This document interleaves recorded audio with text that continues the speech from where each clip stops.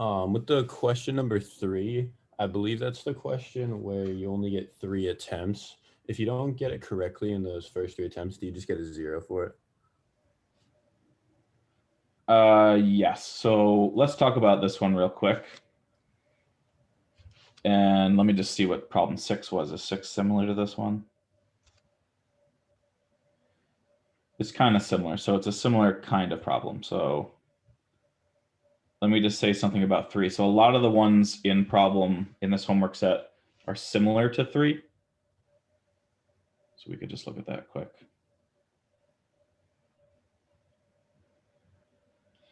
And then we can also look at, let me just pull 6 in there as well. Starting to figure out how to, just when I say I'm starting to figure out how to use my iPad, I screw it up or something like that. Let me do that again. Take that screenshot, send it over. We can look at 3 and 6 real quick here and at least set those up, because I know the notation on those things is often confusing. All right, let me share my screen again. Okay. So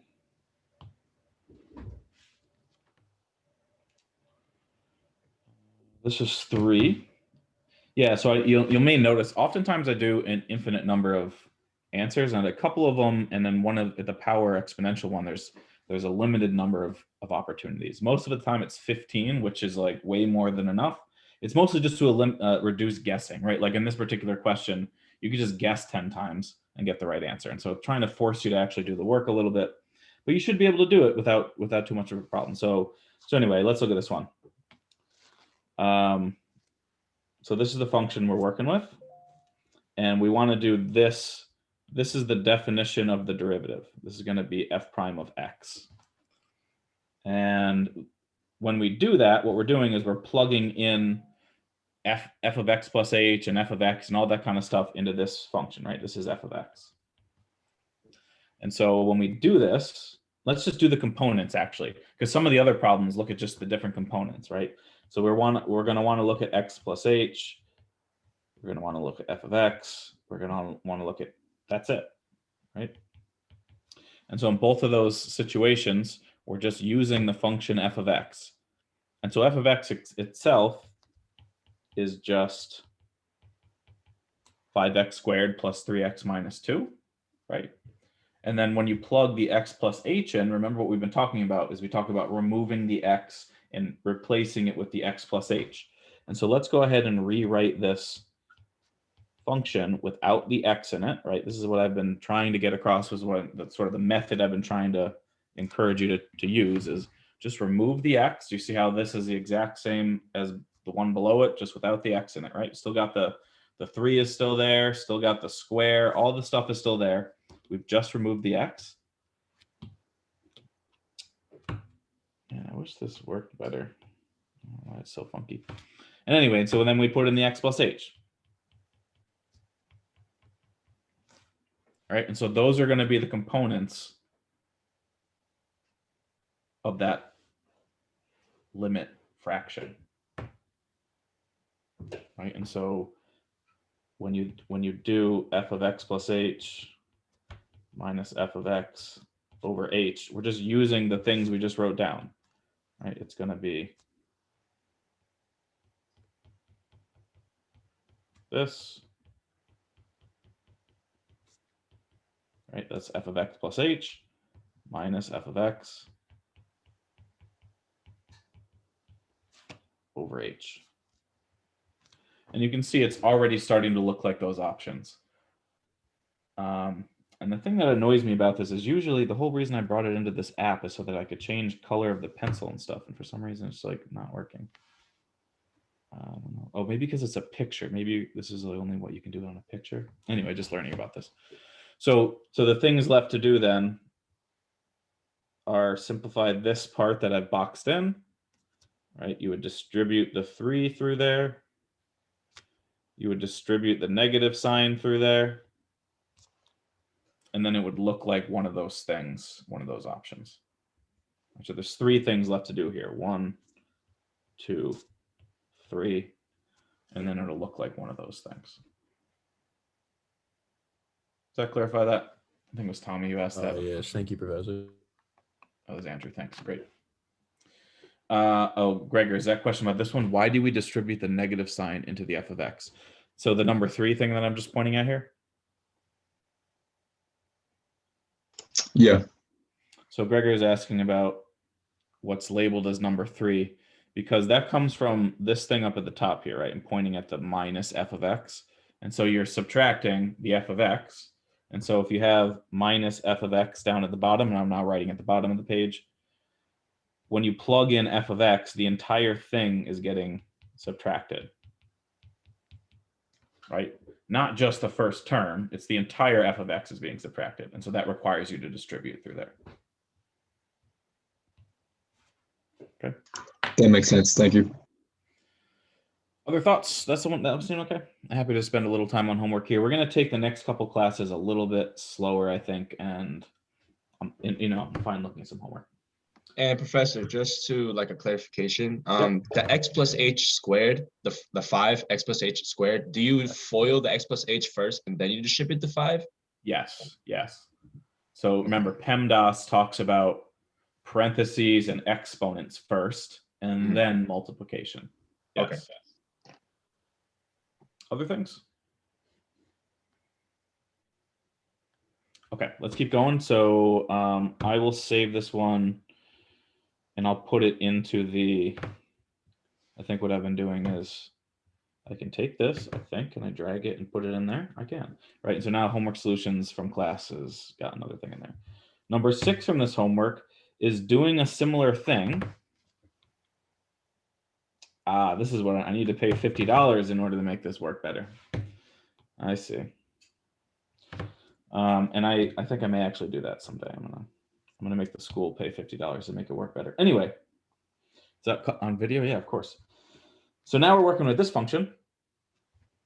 And we're going to use the limit definition. We're going to do the exact same thing. So g prime is going to be the limit as h goes to 0 of that same exact thing we just worked with a second ago.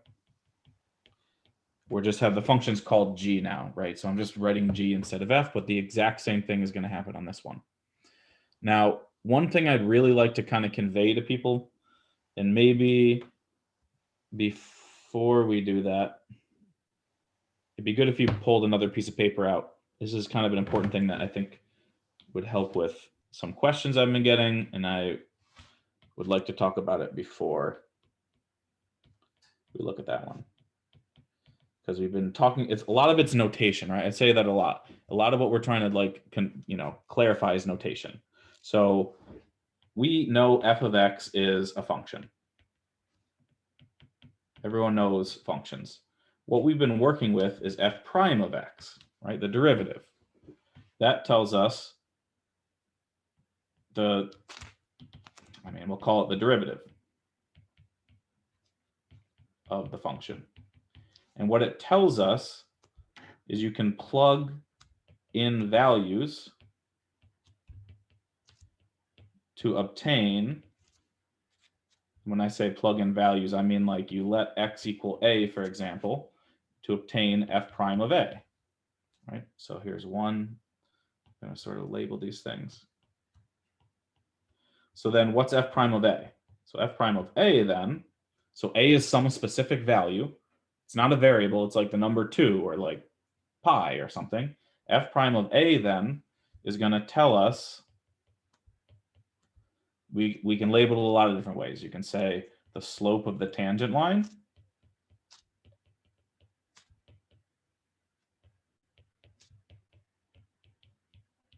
We can call it the instantaneous rate of change. For some reason, instantaneous is one of those words that always trips me up writing. Instantaneous. I think it's because you write T-A-N twice. Instantaneous. Rate of change at f of a. Right, it's the steepness of the graph. And it's important, what I'm trying to differentiate right now is important because all the questions I'm getting related to the homework are questions about what is this asking me to do? And that's really a question of notation. Like, what does this mean? What is the difference between f prime of x and f prime of a? So let me add a third thing, the fourth note. So the steepness of the graph, the slope of the tangent line, all those things would be the m in the equation of the tangent line. Because a lot of the questions I'm getting related to this week are, how do we do these equation of the tangent line?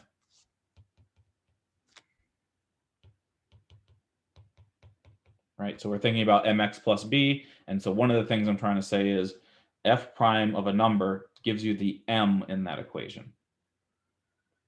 I may want to come back to this too and add some notes to it, but I think it would be just be helpful if you had some place where you're kind of writing down the differences between these things. Let me just pop back over to that other question and see if, was there something else I want to say? Let me just try to remember. Let me see if there are questions for you first before I move on. We're going to go back to that other question, but it involves all these things. And so I wanted to just start there. Questions so far? What I'm trying to say?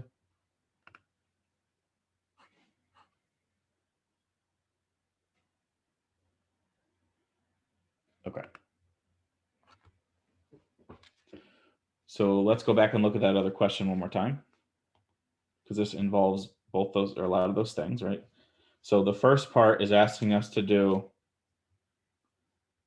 g prime of x. So that's going to be this, right? The slope of the tangent line at g of x at x equals 2. This is asking us for g prime of 2, right? So we're going to take the thing from part A and plug a 2 into it. That's different than part C. Part C is just saying plug 2 into the original function, right? Those are two different things. But what that will tell us is it'll tell us a y value. And that's going to be used in the next part.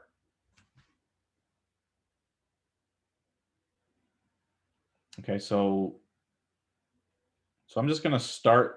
I'm not going to do B, C, and D because that's actually related to what I want to talk about as part of the course today. I see Gregor said he's figured it out, but I do just want to look at part A because it's still another application of what we were just looking at, right? So I'm going to use this G function and I'm going to do this to it. I'm just going to set it up. So that's going to be the limit as h goes to 0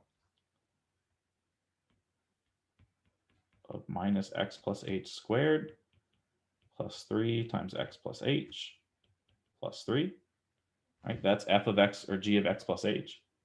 And then just the regular function.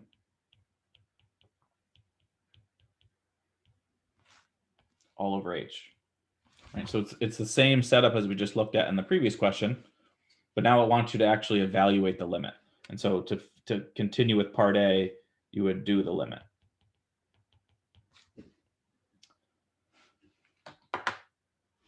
Okay. Questions about that? And again, B, C, and D is the kind of material. Let's talk about the slope of the tangent line in the class today as part of the notes. Can I clarify something though before we look at that?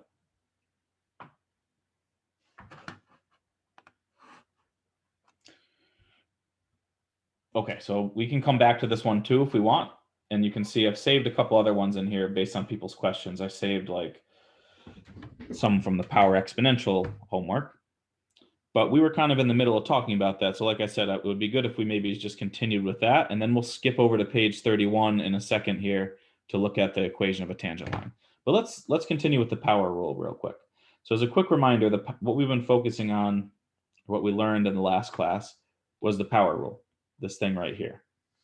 And we did some examples on the side there, and then we did one example on the next page. But the general idea is when you have a function raised to a power like x squared, and you want to take the derivative, you just bring the power down in front, multiply it, and then you subtract 1 off the power, right? And so that's how we figured out the derivative of x squared is 2x to the first. And then we did an example of that with this polynomial, right? So we use the power rule on polynomials because polynomials are just variables raised to powers, right? And you can see when we did this one, all we did in the derivative is we brought down the power and we subtracted 1 off the power. That's what we did in each one of those situations. So just take a look at that or at your own notes and just remind yourself of what we did. And as I mentioned last time, I was going to start with this first one and then ask you to try the second one. Are there questions about the power rule, or can I clarify something about that from last time before we look at this next one?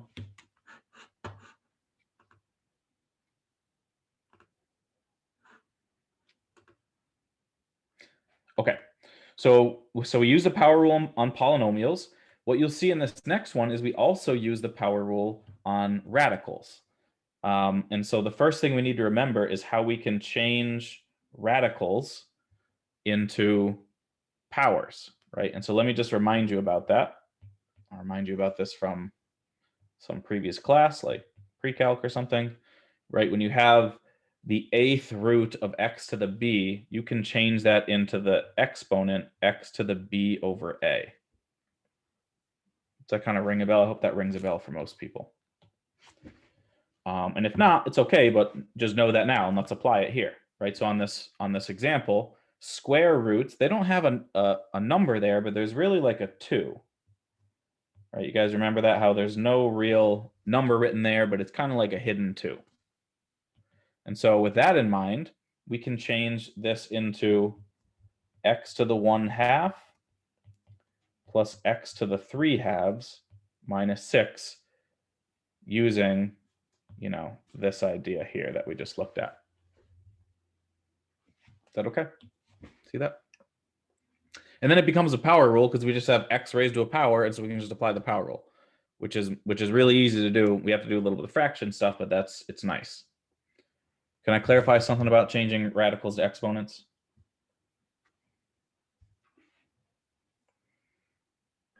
So could you remind me why there's a hidden 2?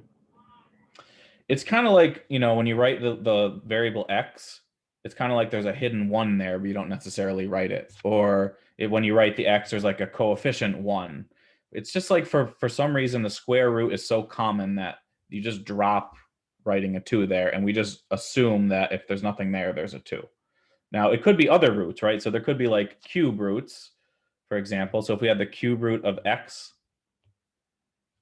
my goodness, come on. That would be like x to the first. We would change that to x to the 1/3. Okay, that makes sense. Thank you. Is that okay? Yeah, so it is important to remember though, square roots have it's a 2th root. I know that sounds weird. The second root instead of like the 3rd root, the 4th root, the 5th root. Those things sound better. Instead of saying the second root, we usually just say square root. But now we're just, we're prepared to use the power rule really easily. We need to know how to subtract with fractions, but that's not a huge deal. And so when we take the derivative on this one, you just bring the power down, subtract 1 off the power. Bring the power down, subtract 1 off the power. And then remember, when you take the derivative of the number 6, that's the constant rule, and we just get 0. And so you don't have to write that, but I'm just being clear about where that 0 or where the 6 went. And then when we do the subtraction in the powers, it just becomes 1/2 x to the minus 1/2, 3/2 x to the 1/2, and then we don't have to write the 0 part anymore.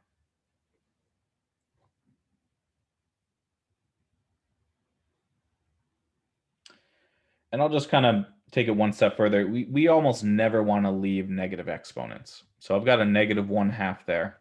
And so I'm going to fix that by writing this as 1/2 times 1/square root of x. Right? So you bring it down into the denominator, and then I just change it into the square root. I guess I don't need to do that. Let me, I'll just write it as 1/x to the 1/2. Maybe that's a little more clear. And then the other one you can just leave alone. That one's fine. It's got a positive exponent. We don't have to do anything there. You're welcome to change them into square roots if you want. You don't have to, though. Thoughts about that power rule? On the homework, there's this one question where it shows, I think it's 5 to the x power, Yeah. How would you use the power rule to figure that out for the So I'm going to derivative? do that. I'm actually going to do an example of that in a second. So that's not a power rule, right? So a power rule is a variable raised to a number. That is a number raised to a variable. It's kind of the opposite. And so that is going to be, that's an exponential. Here's the exponential rule, right? So that actually looks like this, which we're going to use this concept for. And I'm planning on doing, I noticed there was a couple of those in the homework as well. And so I'm planning on doing one of those right here. Other thoughts? Yeah, why don't you leave the negative half exponent like as so? Why do you multiply it? It's generally, it's like a convention that when you have a negative exponent, it creeps people out. I don't know. It's just like a convention. I'm not probably going to be super picky about it, but you should be able to know or understand that when you have a negative exponent, you can make it into a fraction, or if you have a fraction, you can flip it over into a negative exponent, right? It kind of works both ways. And just again, the convention is usually people don't like negative exponents. I'm probably never going to take points off for that, but it is something you need to know how to do, especially since we're going to need to use that concept right in the next problem. Other thoughts before we look at the next one? I'm going to actually ask you to try that next one. But can I clarify something about this before you do? I do have one more question, sorry. Yep. What did you do with the 6 at the beginning? So when you take the derivative of a constant, it becomes 0. So that was one of the things we looked at last time. When you have a constant function and you do the derivative, it just becomes 0. Like this example that we looked at here. Or we saw it in this problem right here. This 9 became a 0 from the constant rule. Okay, thank you. Right, so anytime you have something without a variable and you take the derivative, it just goes away, it becomes 0. Because the rate of change of a constant is 0, right? It doesn't change, it's constant by definition. Like literally the word constant means it doesn't change, right? And if we're looking at the rate of change, there is none there. That's one way to think about it. Other thoughts? Keep them coming, this is good stuff.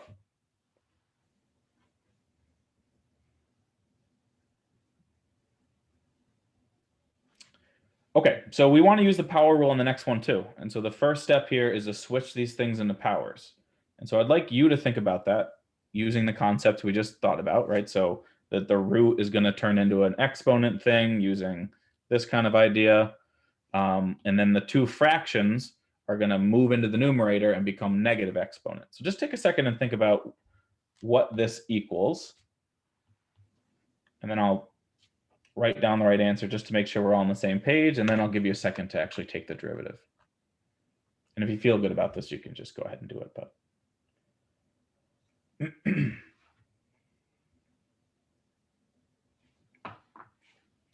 right, so the x squared in the denominator becomes x to the minus 2, using that idea we just saw. And then the 1 over square root becomes x to the minus 1/2. Right, it's this is kind of doing the opposite of what we just did a second ago. Right. 3/2. And then the last part, yeah, is minus x to the 2/3 actually. Oops. 2/3. Oh. Right. Notice how, oops, that's not what I meant to do. Notice how the a goes in the denominator here.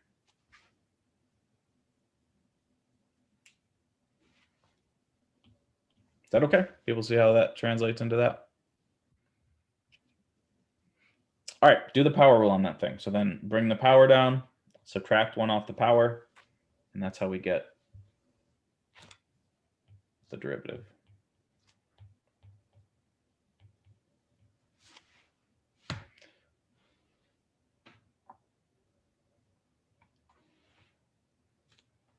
So I'm going to kind of slowly write the answer down in case people are lost or they want to check their work. But I'm going to write down the details. So bring the power down, subtract 1 off the power. When you bring down the minus power, it makes it negative, right?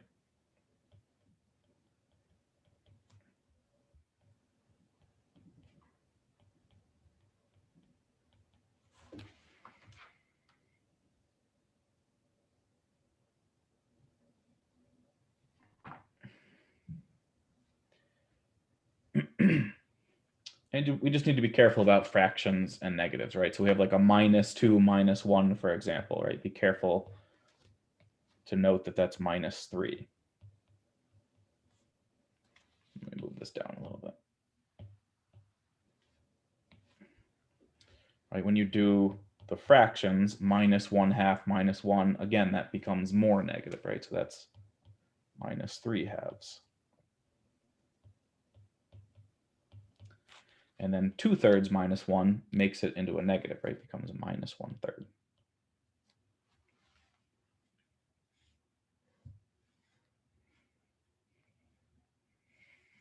And so I'm generally okay with an answer like that. You know, in problems like this, that the idea is like, do you know the power rule? Not, can you remember everything from past classes and stuff like that? But past class things are important. And so it's nice to just be able to recognize that this becomes this, for example. And we could change those into radicals if we want. Not super concerned about that. So, you know, either of these things is a fine answer.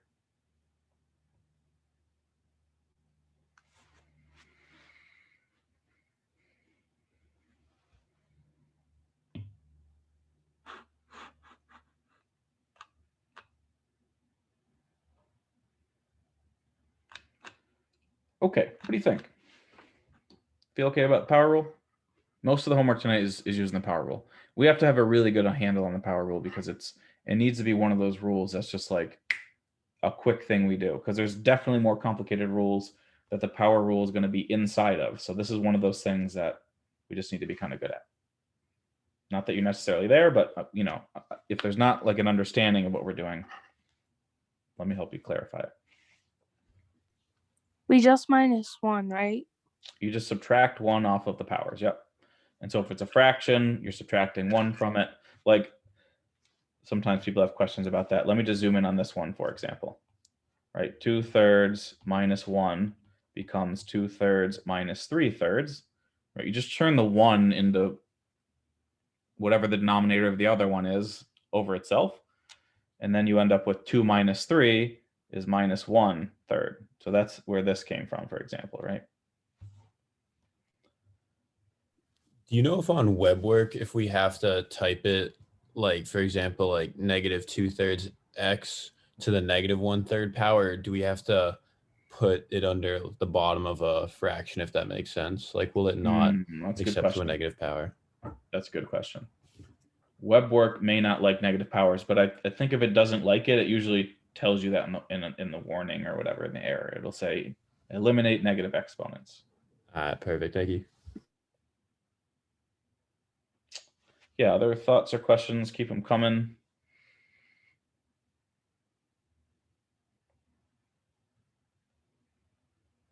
I just want to look at the exponential rule. That was what someone else was asking about. And there's a couple questions at the end of the homework that have the exponential rule. And then we can talk about tangent lines. And then I think you'll be well prepared to do the homework. And again, if we need to extend the homework, that's fine. But if you just look at the next couple homeworks, I have the homework for next week posted as well. There's just a lot of problems because these rules can manifest themselves in so many different ways. So we just need to be able to expose ourselves to lots of different problems. And if we understand the rules, they're kind of quick problems. But if we don't understand the rules, you know, 20 problems becomes like a very daunting task. So anyway, that's why I don't want to like push this one necessarily to next week. I know we're just getting the homework on the day it's due. If we want to push it back a couple days, we can do that. But I'm looking for a good faith effort from people tonight. Okay, let's look at this exponential one. No questions before we do that? We're going to look at this one here. Can you go back up for a second?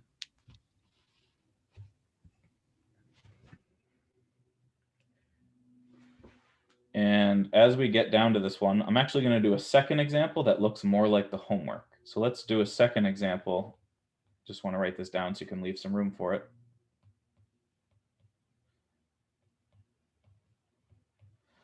That's more kind of what the homework looks like. And so we'll do a simple example with the 1/3 e to the t, and then we'll do this more complicated one.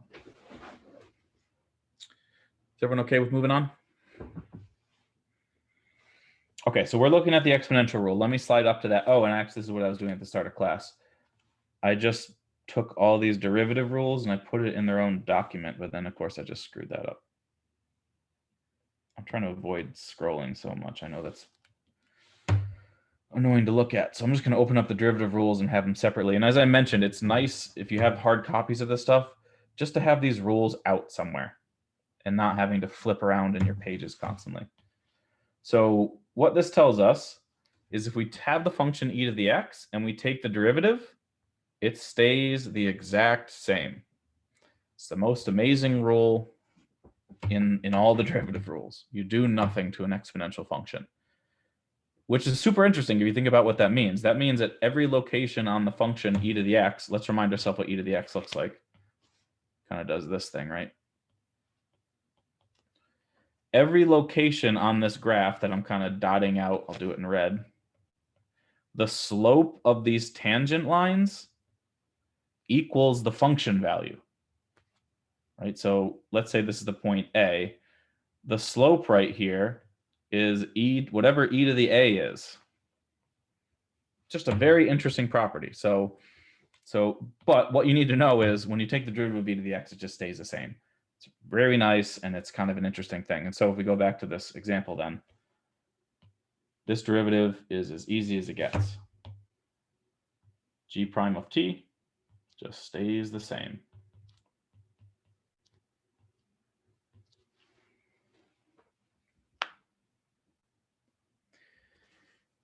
But that only applies to e raised to a power. We have other rules for different exponential functions. So is that one okay? I mean, you literally just don't do anything to the function. It just stays the same. The other one is a little bit different. So this one I wrote down below here, I'd like to look at this second one. There's a couple in the homework, or at least one that looks like that. That is this rule then. Right? We have some other number raised to a power. Oh, as a reminder, in case you're not familiar with e is a number, it's an irrational number. It's approximately 2.72. But it's irrational. It kind of it's like pi, it continues forever. And so this is a specific base for an exponential. If we have any other base, like 2 to the x or 4 to the x, etc., then we need to use this concept. And so notice how part of it stays the same, right? So when you have the derivative a to the x, the a to the x stays the same over on the right. You just need to add this extra component, which is the natural log of the base.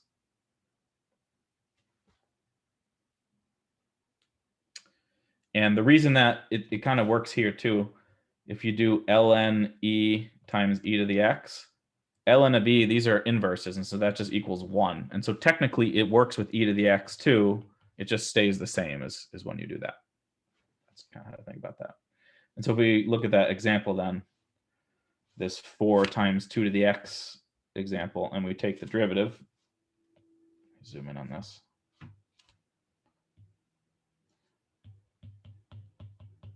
I'm going to use that rule, and again, you might just have it out and reference it. The 4 just stays the same, and then we multiply by natural log of the base, and then the base stays the same. And then we do the same thing with the other one, natural log of the base times the same exponential.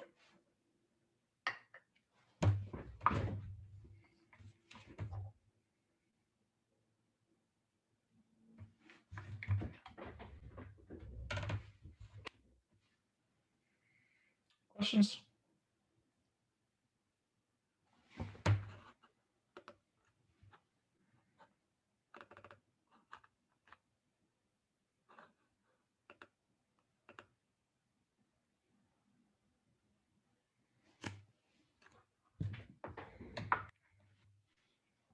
Seems okay? Okay.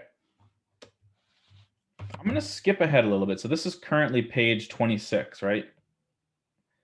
Can we please skip ahead to page 31 just for a second? Because this is talking about the equation of the tangent line. And a lot of the future homeworks, including the current homework due tonight, ask you to do that. And so we should just probably jump to here if that's okay. Does everyone see where we are? Page 31. Let me just leave this highlighted. So, you know, as a reminder, this is kind of using the idea that I wrote a second ago, right? We're going to use these ideas that I started with. We're going to think about the slope of the tangent line, and then we're going to use the equation of the line there, right? So that's why I wanted to touch on that in the beginning here. Let's draw a hypothetical function like we always do. I like to draw this same function over and over again. And let's talk about the point A. And then here is f of A, right? And I really wish I had not put this stuff so close. So let me try this.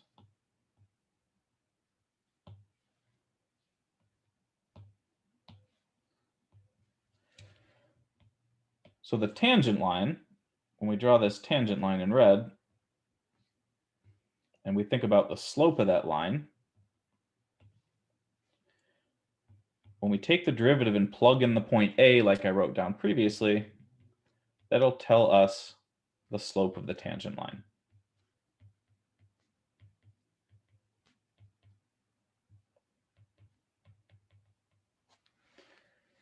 And so, as I mentioned, and if you looked at the homework, lots of the questions say, find us the equation of the tangent line, right? So we want to find the equation of that red line. And what I'm saying so far is when you take the derivative, what else do we need for an equation of a line?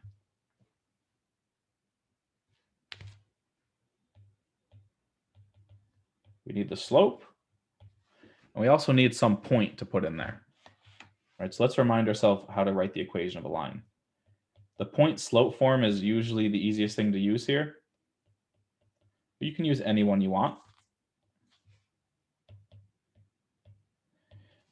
But you need a point, so you need some point x1, y1. And you need a slope. Usually you call that m. And you'll remember way back when you learned this formula, right? Y minus y1 equals m times x minus x1.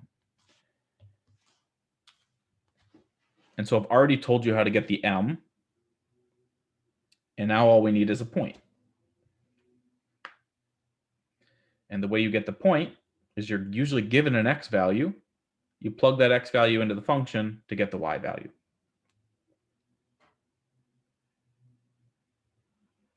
So I'm going to let everyone sort of catch up writing that down, and then we can look into this next example.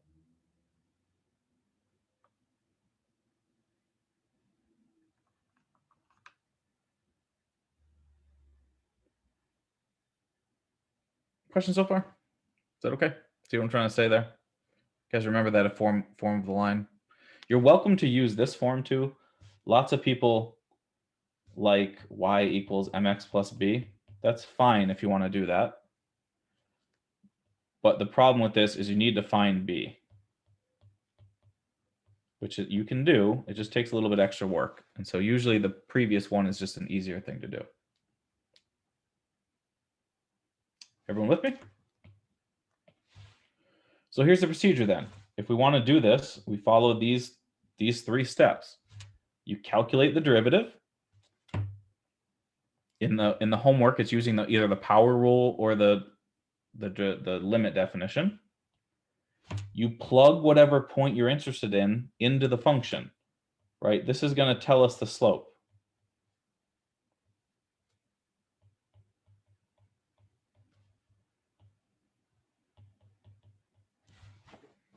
Okay.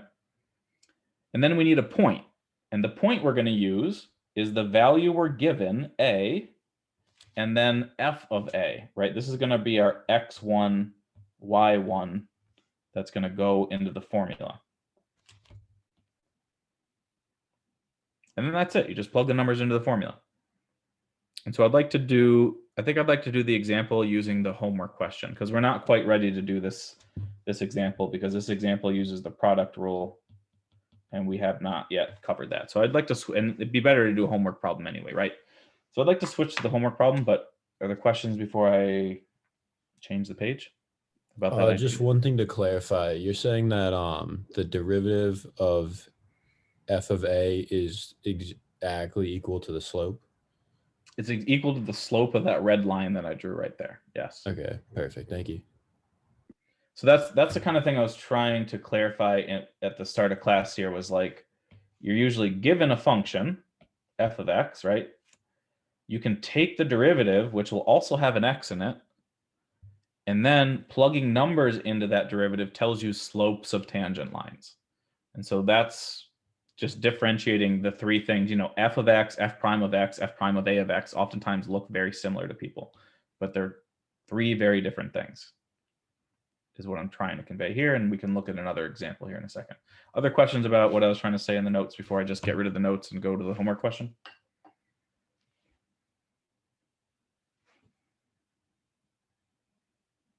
So let's finish off this limit derivative homework question. And let's see, I'm just trying to decide if I've got enough room here. I think I'll just erase some of this, or maybe I'll just zoom in and it'll be fine. I really want another color though, darn it. Oh, I can get another color. Okay.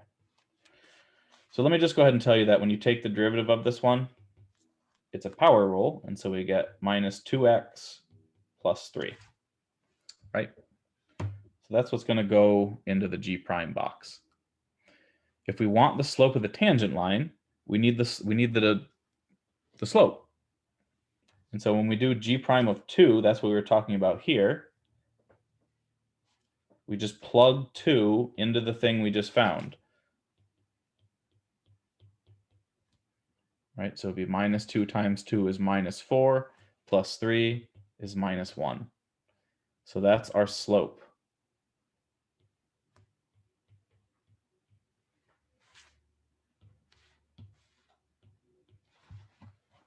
Is that okay? So that's the slope of the line tangent to the point at 2. And so I'm just trying to follow the procedures I just had, right? So we have the derivative, we plugged in the point to get the slope. And now part C is trying to get you to do the next part, right? It's trying to get you to get a y value, and so that we can then use the y value to calculate the derivative.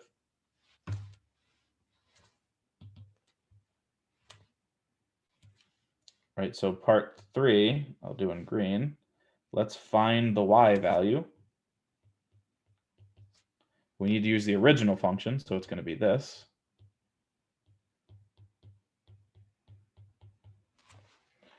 So it's going to be minus 4 plus 6 is 2, plus 3 is 5.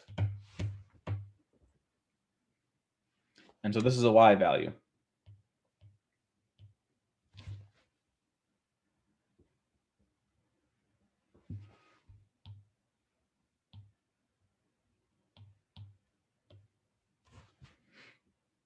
And so then the last part is just to write the equation of the line.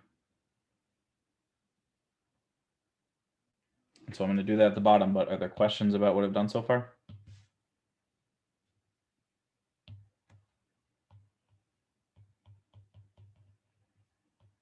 Is that okay? Took the derivative, plugged in the value to get the slope. We found a y value, and now I'm going to write the equation of the line through the point. We're given 2, so the x value is 2. Oops, I didn't mean to write 2. I meant to write 2 there. And then the y value is 5. Right, the 2 is just what we were given in the problem, and the 5 is what we calculated right here.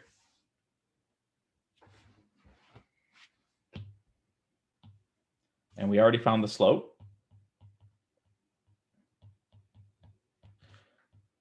The slope was -1. Where did we get the slope from? The slope came from right here.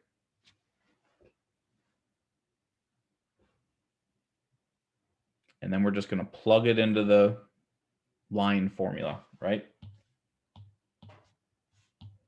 So we're going to do y minus y1 equals slope x minus x1. And so that is y minus the y value of 5 equals the slope of -1 times x minus the x value. Can you scroll down a little bit? I cannot. I was wondering if someone was going to have an issue with that. This is just the bottom of the page. I wonder if I could do that. Is that helpful?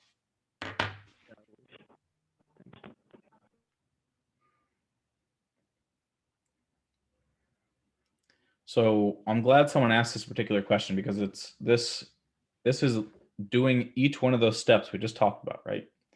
Calculate the derivative, find the slope, find the y value, plug it into the formula. It's breaking it down to each step there.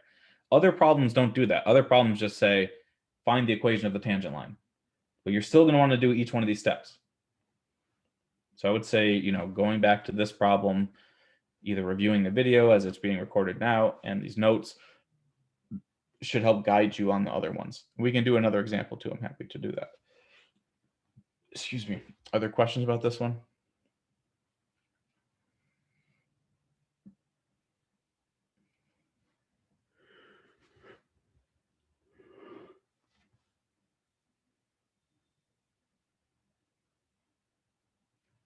Do we want to look at another one?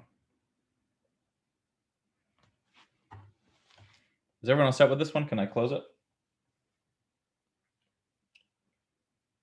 All right, I'm going to put it in that folder for you to check out later.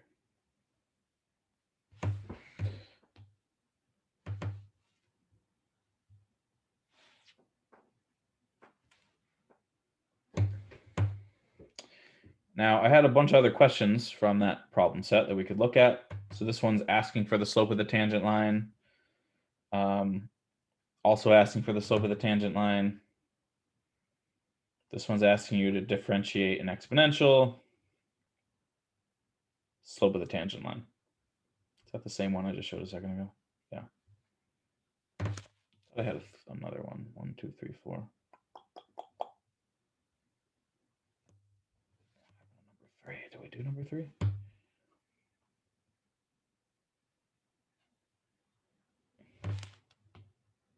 Thought I had another one.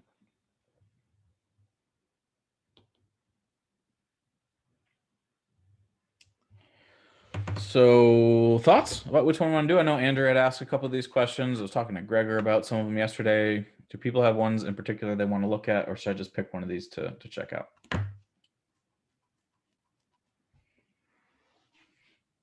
I was also kind of stuck on the second one. Number 2? Oh wait, never mind. You're doing the second set. Never mind. Yeah, I'd like to look at some of the power exponential ones.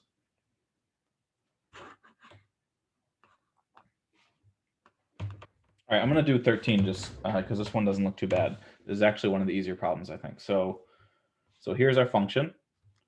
And we're going to do the tangent line at this point, right? So this is our x1, y1. We don't even need to calculate it. It's just given to us, right?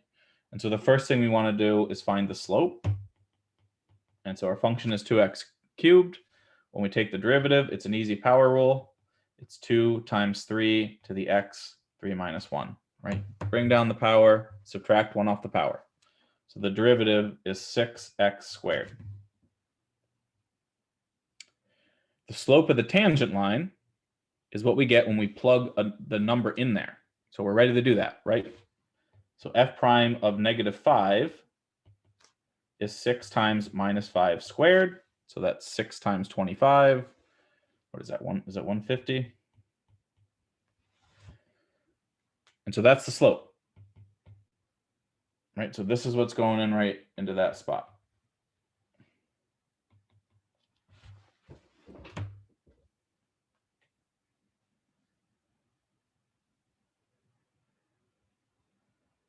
And that's also what goes into the next spot.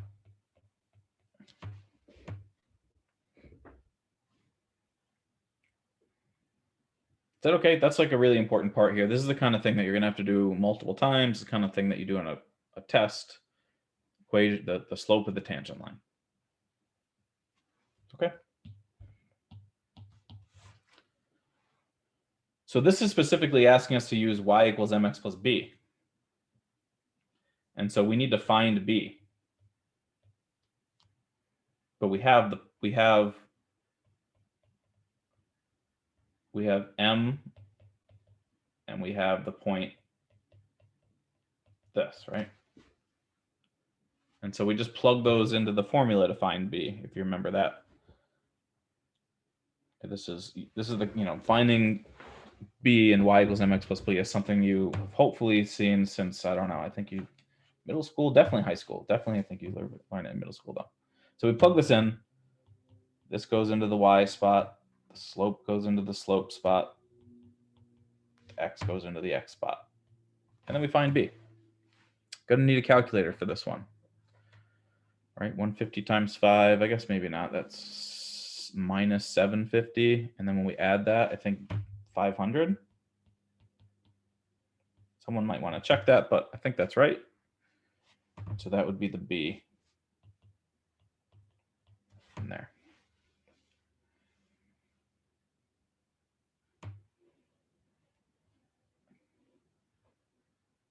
All right, reviewing some line stuff. So if you need some help with equations of lines, which again, I know it's from a past course, but you might not necessarily have it at the forefront of your memory. I've got notes that we can look at, or you can at least have to review, because that's the kind of thing that I'm not going to spend time reviewing how to write the equation of a line. I guess I'm doing it right now, but I'm not going to like reteach it kind of thing. So if you need some help with that, let me give you some reference material is what I'm trying to say. Questions about how we just did that?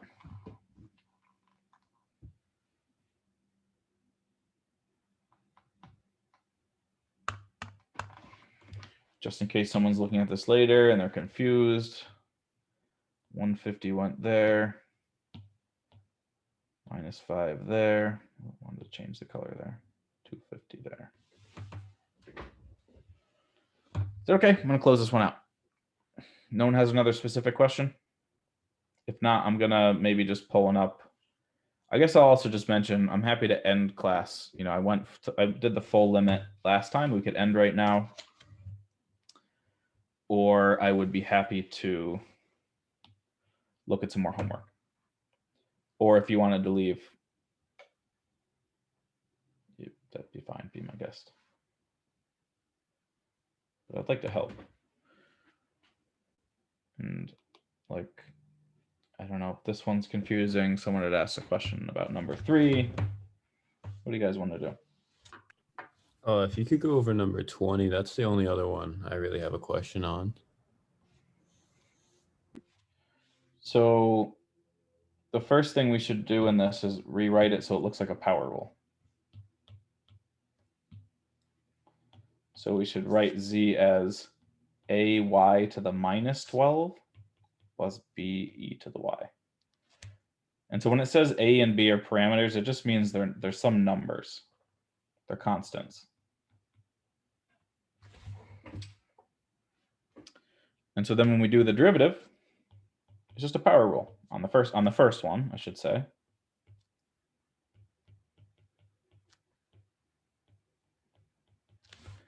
And then the second one is just the exponential rule, the super easy exponential rule that just stays the same.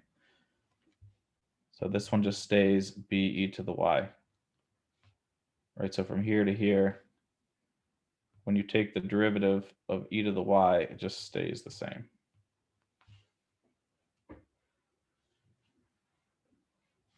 All right, so this is going to be minus 12a y to the minus 13 plus b to the y.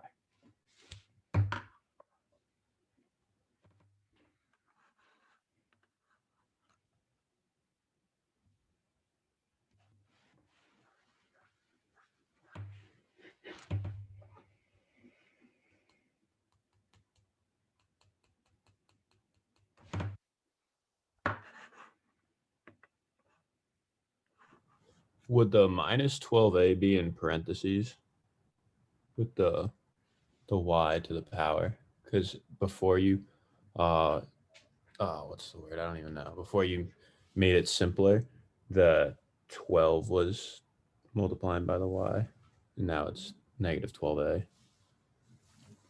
So they're all just being multiplied, right? So if you have like a times b times c, you could write that as c times b times a, or B times A times C. You can change the order of multiplication, in other words. So, and it's really -1 times 12 times A times y to the 13th. So any order those things are in should be fine.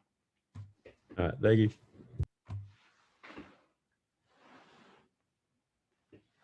Other thoughts about that one?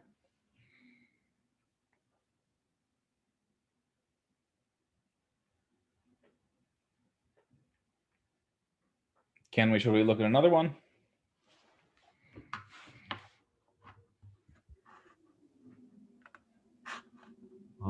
Two from the limit derivatives. I'm sorry? Question 2 from the limit derivative.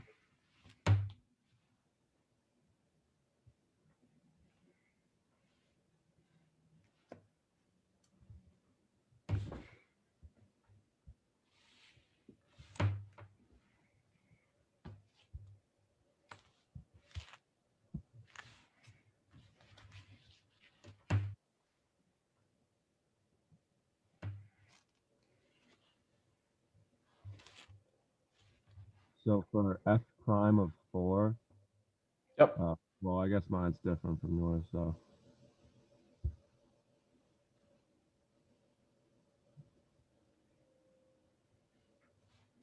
I mean, it should be pretty much the same.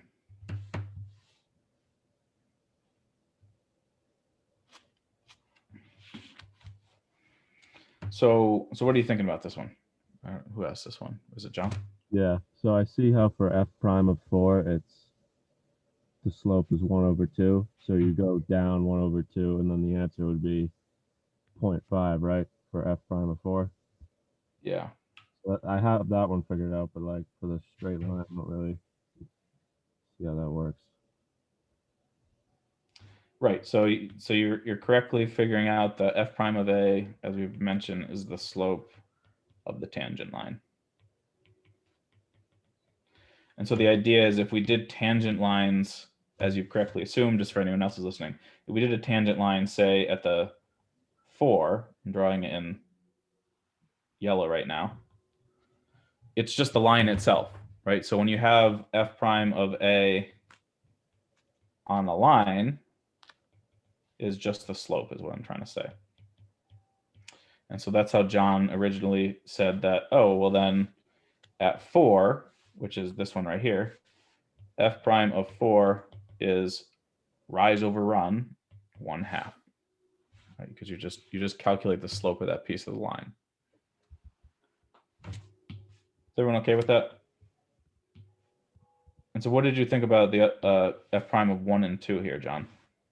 Oh, all right. So what I was doing was I was actually plugging in the number. So like it just so happened to be like for f prime of 4 that the number you'd plug in would have also been 1, but it was also the slope.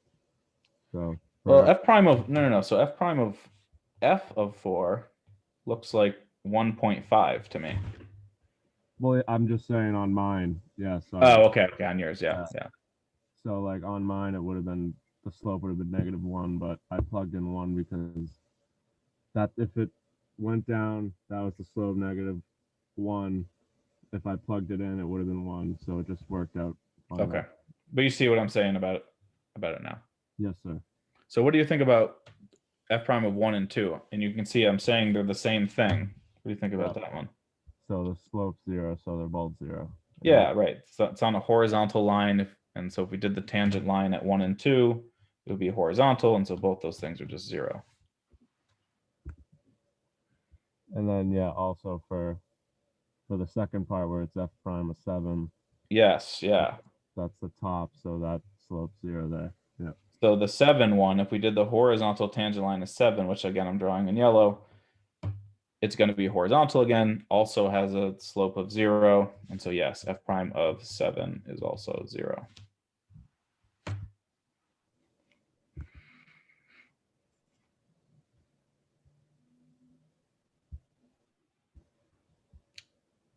People feel okay about that?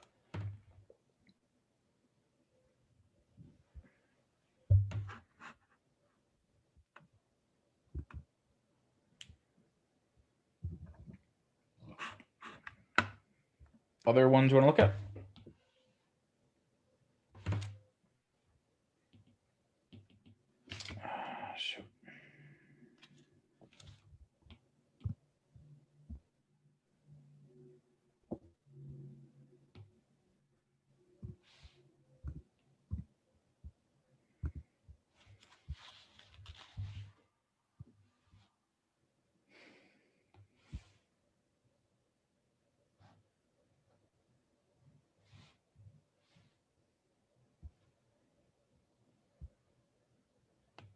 Just move, man. How did I just get you to move?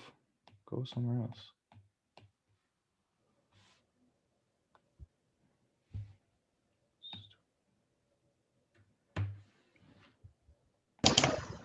Yeah, could we take a look at problem 11 on power exponent rules? Yes. Give me 1 second.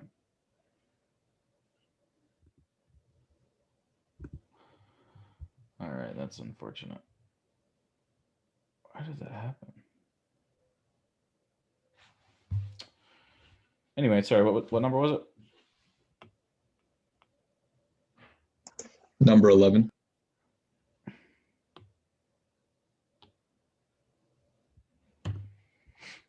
So yours might look a little bit different, but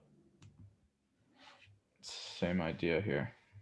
What are you thinking about this one? This kind of looks like what we did today a little bit, right? How do you rewrite this?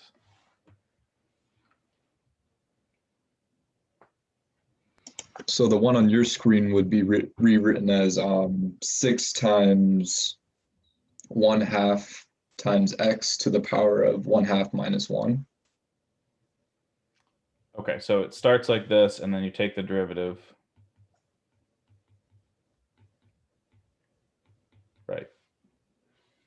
Yeah. What was your function?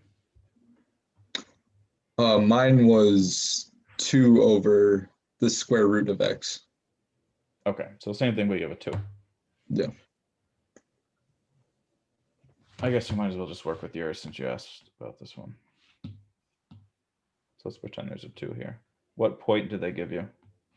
They gave me 0.9x, 2 over 3y.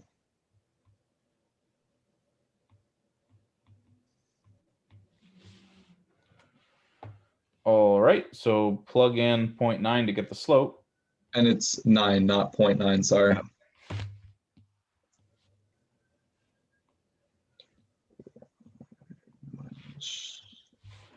So you just get 1 over square root of 9, which is 1/3 for the slope. Is that all right?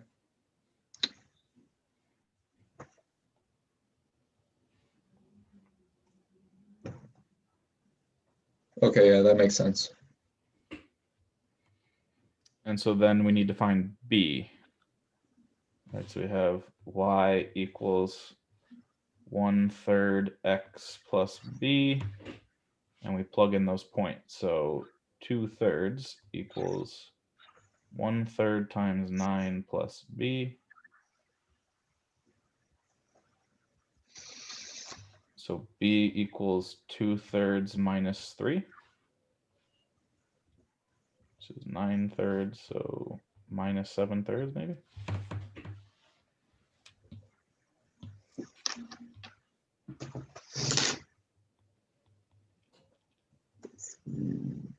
X minus 7 over 3. And looking at that again.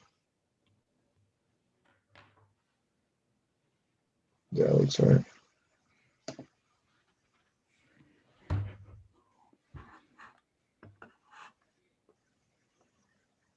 Does that work for you?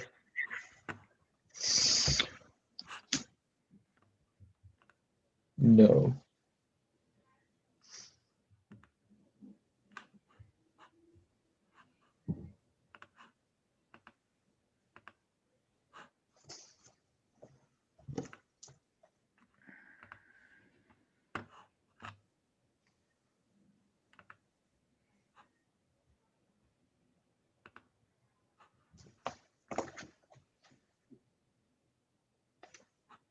So you need the 1/3 in parentheses. And why is that? Just to... Actually, is that true? Still not liking it, but otherwise you'll have 1 divided by 3x, I believe.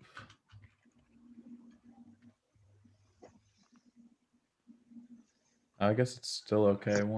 I guess it does the multiplication first. Yeah, what's going on here? 9 2/3. 9 to the power of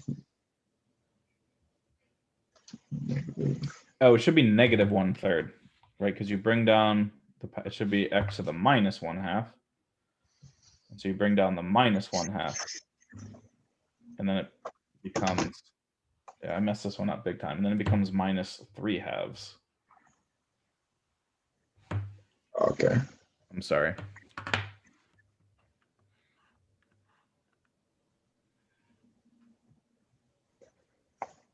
So everything changes.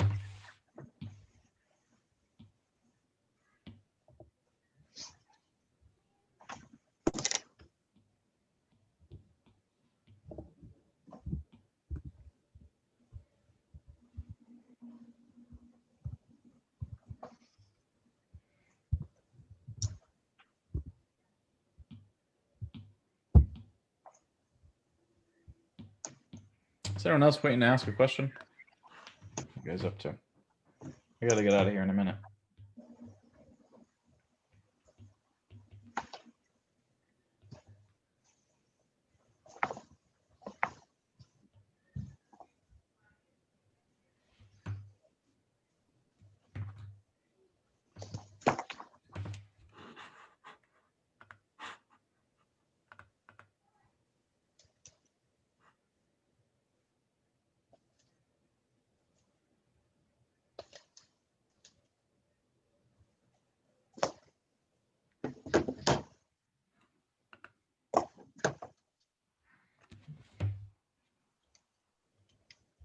Anyone?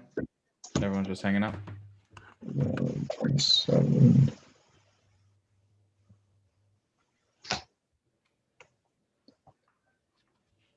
And then once you get the slope, you just plug in the x and y to find the b. Yeah, so you unfortunately have some, it's kind of an ugly number, but you're gonna end up with, you have the equation 2/3 equals that nasty slope.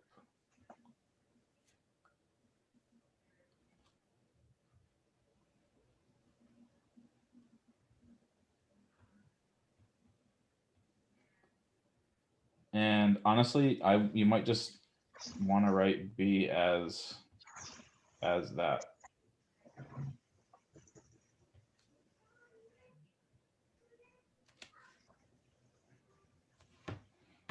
You could get a decimal there if you wanted to. But entering decimals in WebWork sometimes is a headache.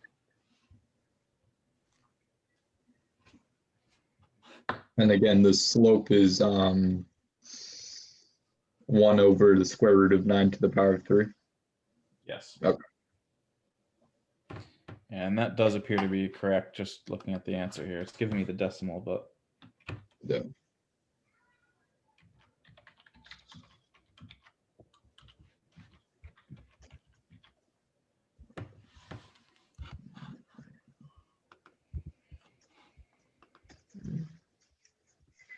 Okay, that was all. Thank you.